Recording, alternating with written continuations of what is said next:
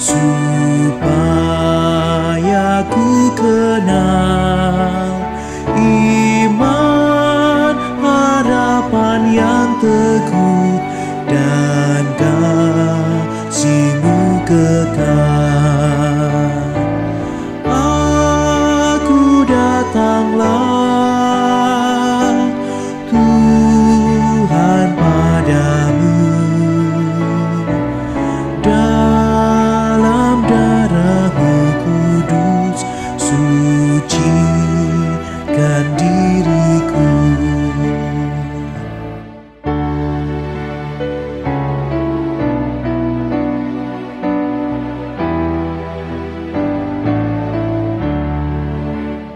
Kau buat meresap karya-Mu dalamku, kuasa dosa pun lenyap diganti rahmat-Mu. Aku datanglah Tuhan padamu, dalam darah-Mu kudus sucikan diriku.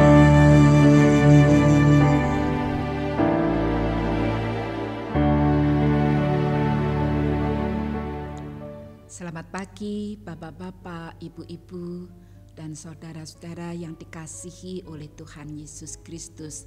Kita tadi melalui pujian sudah mendengarkan suara panggilan Tuhan untuk bersama-sama kita datang kepadanya.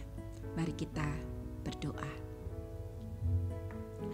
Terima kasih Tuhan, pagi ini kami boleh mendengar suara panggilan Tuhan untuk bersekutu di dalam doa bersama anak-anak Tuhan yang lainnya. Kami mau mengawali hari ini dengan terlebih dahulu mengisi hati dan pikiran kami dengan firman Tuhan yang pasti mengajarkan kepada kami apa yang sepatutnya kami perbuat sebagai anak-anak Tuhan. Bersabdalah ya Tuhan, kami mau mendengarkannya. Di dalam nama Tuhan Yesus Kristus kami berdoa. Amin. Saudara-saudara, pagi ini kita akan merenungkan firman Tuhan. Saya beri tema mangkok yang cacatkah? Didasarkan pada surat Rasul Paulus kepada jemaat di Filipi pasal 4 ayat 8 yang dituliskan demikian. Jadi akhirnya saudara-saudara, semua yang benar, semua yang mulia, semua yang adil, semua yang suci, semua yang manis, semua yang sedap didengar, semua yang disebut kebajikan dan patut dipuji, pikirkanlah semuanya itu. Saudara-saudara, ada kisah tentang mangkok yang cacat. Ada seorang pemuda hendak membeli sebuah mangkok porselen. Nah, setibanya di toko, dia mengambil satu mangkok. Dan kemudian dia mengambil lagi mangkok yang lain. Dia benturkan dengan lembut kedua mangkok itu. Karena suaranya tidak celing, tidak bening begitu, dia kemudian letakkan mangkok yang satu itu, dia mengambil mangkok yang lainnya. Dan kemudian dia lagi-lagi benturkan. Ternyata suaranya masih sumbang. Setiap kali dia ganti mangkok yang lain, semuanya tetap saja tidak ada yang jernih suaranya. Nah, dengan kecewa dia menghampiri pemilik toko itu dengan membawa mangkok pilihannya itu. Dia komplain. Nah, dengan sabar pemilik toko itu bertanya, "Untuk apa sih kamu lakukan itu? Kenapa kamu mesti harus mangkok yang kamu pilih ini mesti harus kamu benturkan dulu dengan mangkok yang lain dan kemudian kamu mencari suaranya?" Kenapa? Pemuda itu berkata, aku diajarin oleh seseorang yang sudah sesepuh. Katanya, kalau memilih barang porselen itu harus dibenturkan dengan benda porselen yang lainnya. Jadi mangkok yang aku pilih ini karena saya lihat mangkok ini motifnya bagus, warnanya bagus, aku suka sekali. Oleh sebab itu aku coba benturkan dengan yang lain. Katanya kalau ini kualitasnya bagus, maka dia akan mengeluarkan suara yang jernih, merdu. Nah, mangkok yang seperti itulah yang layak dibeli. Nah, mangkok yang ada di tangan pemuda itu kemudian diamati oleh pemilik toko itu. Dan kemudian ketika diamati, ya, dengan tersenyum pemilik toko itu berkata, "Oke, mangkokmu saya taruh di sini ya, mangkok pilihanmu. Coba saya ambilkan mangkok yang lain. Nih, silahkan. Ya, benturkan dengan mangkok yang lain. Pasti kamu akan menyukai suaranya." Dan kemudian betul, dari mangkok pilihan pemilik toko itu dia benturkan dengan mangkok yang lain. Celing, suaranya bening, begitu indah sekali. Dia coba dengan mangkok yang lain lagi, dibenturkan lagi, indah suaranya. Dia ambil mangkok yang lain lagi, juga sama, indah suaranya. Dia menjadi heran, kenapa? Kenapa dengan mangkok pilihanku? Kok ini mangkok pilihan pemilik toko itu mengeluarkan suara yang bening, sedangkan mangkok pilihanku tidak? Apa sebabnya? Saudara, rupanya ya, pemilik toko ini kemudian menunjukkan kepada pemuda tadi, coba lihat, nih ternyata mangkok ini ya ada sedikit retak, ada cacatnya. Itulah sebabnya ketika kamu benturkan dengan mangkok manapun juga suaranya tidak akan jernih karena sudah ada cacatnya. Pemuda itu menjadi memahami apa sebabnya dan kemudian dia memilih mangkok yang lain yang memang betul-betul indah motifnya dan kemudian warnanya juga warna favoritnya dan kemudian ternyata ini kualitasnya bagus. Saudara, rupanya setiap kita mempunyai mangkok di dalam diri kita masing-masing, yaitu hati dan pikiran kita.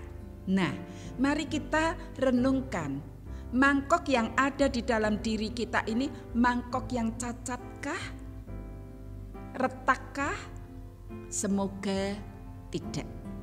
Saudara, jadi jika hati dan pikiran kita ini cacat, yaitu berisi iri hati, berisi kebencian, dendam, dengki, dan lain-lainnya yang negatif, maka tentu saja ketika kita berjumpa dengan orang lain yang juga mempunyai mangkok kehidupan itu, ketika berjumpa, maka kata-kata yang kita keluarkan itu rupanya kata-kata yang tidak enak didengar.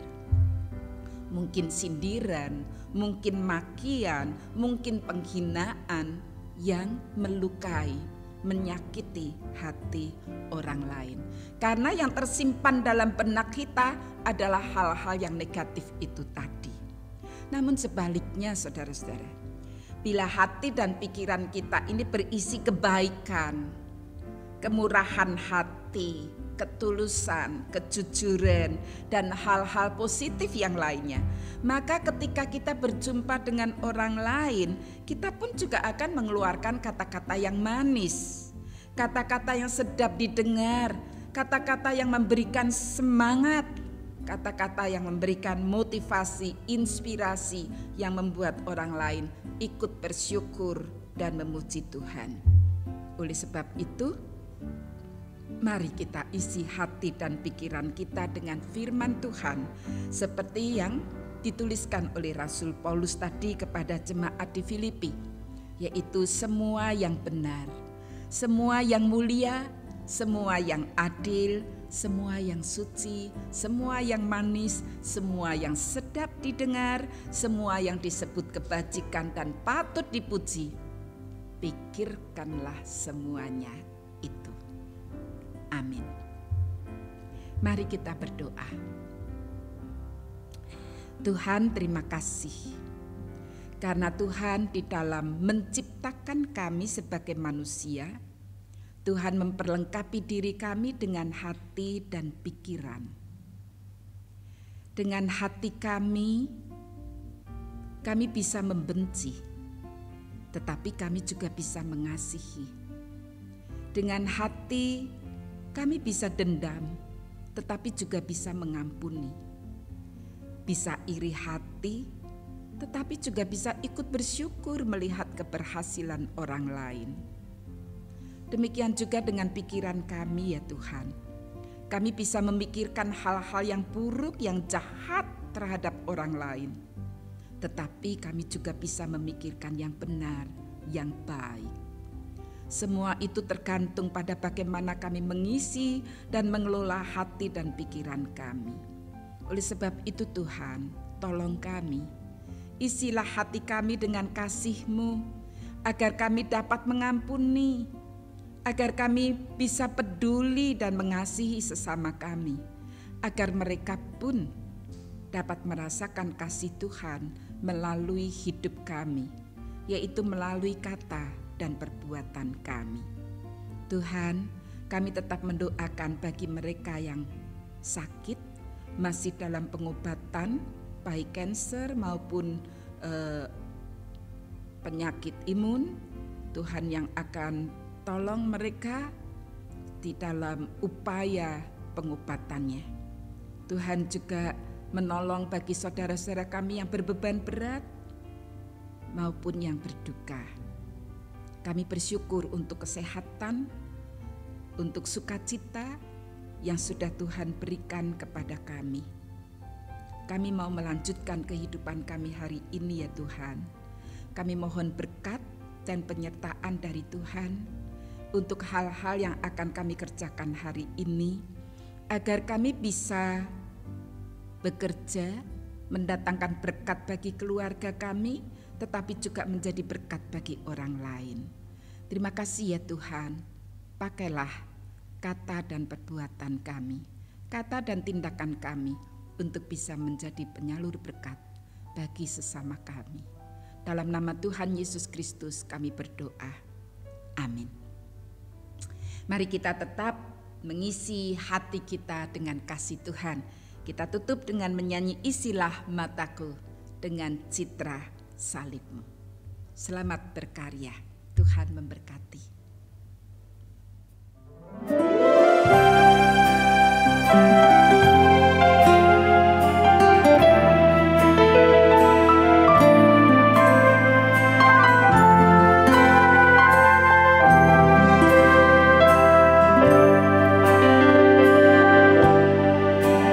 Isilah mataku dengan citra salib-Mu, dengan kasih-Mu penuhi hatiku. Isilah mulutku dengan syukur padamu, hidupku seluruhnya milik-Mu.